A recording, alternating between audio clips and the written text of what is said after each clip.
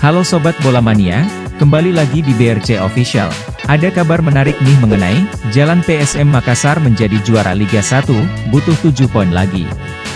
Peluang PSM Makassar untuk meraih juara Liga 1 2022-2023 semakin besar usai meraih kemenangan pada pekan ke-29.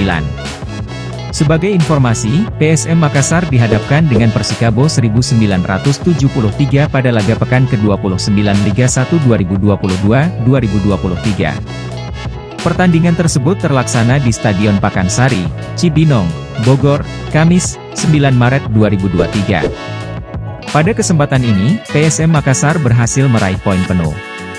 Tepatnya, tim berjuluk Juku Eja itu sukses menumbangkan Persikabo 1973 dengan skor 1-0. Gol kemenangan PSM Makassar dicetak oleh Ramadan Sananta. Hasil ini sekaligus membuat PSM Makassar memperlebar jaraknya dengan Persib Bandung dan Persija Jakarta yang merupakan saingan terkuat dalam perebutan juara. Seperti yang diketahui, Persib Bandung dan Persija Jakarta sama-sama terpeleset pada laga pekan ke-29 Liga 1 2022-2023. Maung Bandung takluk dari Persik Kediri dengan skor 0-2.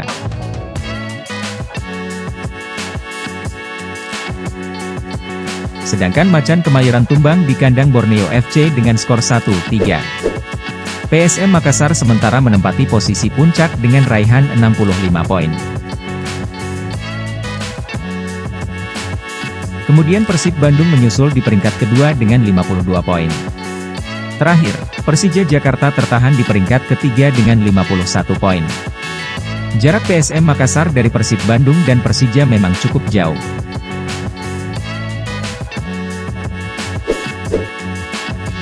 Namun sebagai catatan, Persib dan Persija masih memiliki 2 laga lebih sedikit daripada PSM Makassar.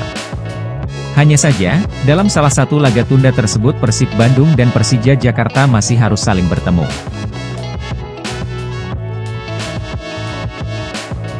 Sehingga, PSM Makassar kembali memiliki kesempatan untuk memperlebar jaraknya.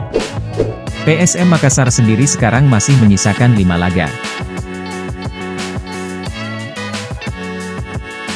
Jika melihat dari daftar klasemen, tim asuhan Bernardo Tavares sepertinya tak akan menemui kesulitan. Pasalnya, lawan yang harus dihadapi mayoritas tim yang berada di papan tengah. PSM hanya membutuhkan 7 poin lagi untuk menjadi juara Liga 1 musim ini. Sebab, poin maksimal Persib hanya mencapai 73 angka. Nah itu dia Sobat Bola Mania untuk update kabar kali ini, bagaimana pendapat kalian Sobat? Tulis pendapat kalian di kolom komentar ya Sobat dan jangan lupa untuk like, comment, and subscribe.